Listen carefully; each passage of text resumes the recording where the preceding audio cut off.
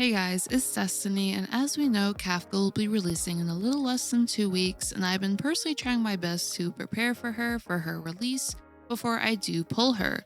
So I thought I'd share what I plan to do and what you guys can do as well to prepare for Kafka. Without further ado, let's get straight into it. To begin, I'd like to discuss the basics of Kafka from what we know officially from the live streams. Kafka is a Lightning Nihility character who relies heavily on damage over time and introduces a new sort of playstyle, with what we've seen from her skill in the live stream, which is damage over time detonation. She'll be able to inflict her own damage over time on enemies, which is shock, and when she detonates enemies with her skill, she will not remove the damage over time inflicted onto them.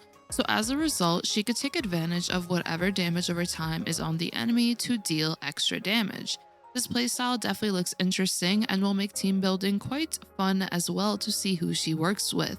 I think damage over time will definitely change because of this playstyle as well, but now let's go over what relics to possibly pre-farm for. Going over the relics and stats you may be looking at for Kafka, based on the current sets we have, I think Sizzling Thunder can be a very good option for her due to the fact that she is a lightning character, so she could do additional damage to enemies, and the 4-piece effect is pretty good as well, since it can increase her attack after using her skill, which could be very useful overall since damage over time is heavily reliant on a character's attack stat. And if your character is breaking the enemy, then also break effect.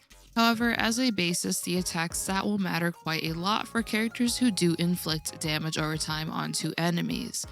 So the attack increase from the 4-piece set can also be nice to buff up her attack even further and increase her damaging potential. You may look at alternative relics such as Musketeer of Wild Wheat or mixing Musketeer of Wild Wheat and Sizzling Thunder, but I think the 4-piece would be the better choice overall when it comes to being able to increase your attack as well as your lightning damage.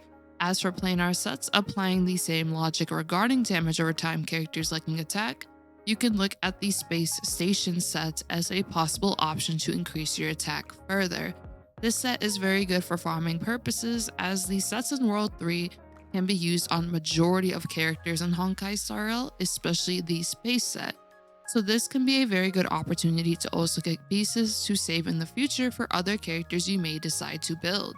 For stats, I'd primarily focus on Kafka's attack and speed due to what we do know about her unique playstyle and how damage over time operates. Before we carry on, I wanted to make mention of Surfshark VPN. Surfshark VPN allows you to protect your personal data while on public Wi-Fi's, scrolling through the internet, and much more. Surfshark VPN is so good at protecting your personal data that even Silverwolf won't be able to hack you. Another cool thing about Surfshark VPN is that even when you're traveling, you'll be able to see amazing deals on websites regardless of where you are, which is really awesome for keeping your eye on possible Honkai Star Rail products you may want, and of course getting the best deals on these products. You can sign up today with my code MOONDEAL and you can get a 30-day money-back guarantee, so there's absolutely no risk in signing up and you'll be able to feel free to try it out. Now let's carry on with today's video. Damage over time is based on enemies' turns.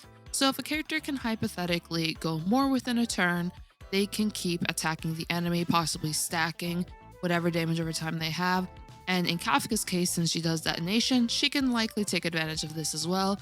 Once she is here though, I will be able to fully tell you guys within my guide for sure, but I would assume that speed will likely be pretty nice on her. I would also recommend farming and keeping your pieces just to see her ideal builds once she is out, and try to aim for offensive stats like attack, speed, lightning damage, or for damage potential like most other characters who would appreciate elemental orbs and so on. For ascending Kafka to level 80, here are the materials we will need based on closed beta 2.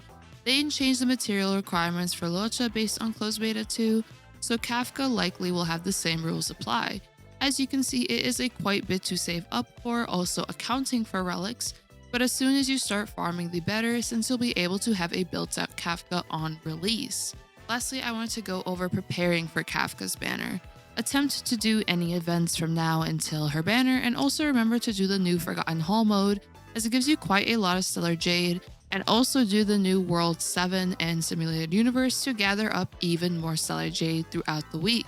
As for banner characters, since her banner is highly focused on damage over time characters such as Serval, Sampo, and Luca, preparing for these characters can also be an option as well once Kafka is here, since they will be on her banner, and even possibly using them with Kafka herself. Sampo would appreciate attack, speed, and possibly even break if you want Sampo to break on your team rather than Kafka.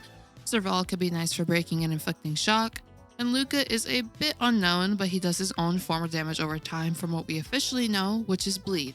This could be pretty useful though as well overall. Regarding building the characters on Kafka's banner, for Serval, she'd appreciate the Band of Sizzling Thunder set, the Space set, which is what you'd likely farm for Kafka as well, so building both of them is definitely possible to basically duo build in a sense where you're farming for one character, but if you get good pieces, or multiple good pieces rather, you can also use them on Serval as well. If you were interested in Serval, this could be a pretty good option to be able to farm for both of them at the same time. Serval also likes these light cones, which can be the seriousness of breakfast, today is another peaceful day, before dawn, and so on.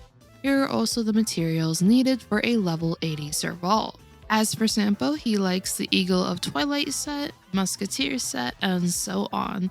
The Space set can also be a good option on him as well, and here are some light cones Sampo likes as well. As for Luca, unfortunately we do not know much about him, but once we do know, I can mention what he would need in a future video, or even a community post once he is officially here. Ultimately though, these are my tips and recommendations to prepare for Kafka. I will be releasing more Kafka tips soon and a Kafka guide once she arrives in Honkai Star Rail. Once again, thank you to Surfshark VPN for today's sponsor, and make sure to check them out in the description down below if you enjoyed today's video as well. Consider subscribing, leaving a like to support the video, and like always, I hope you all have a nice one. Peace.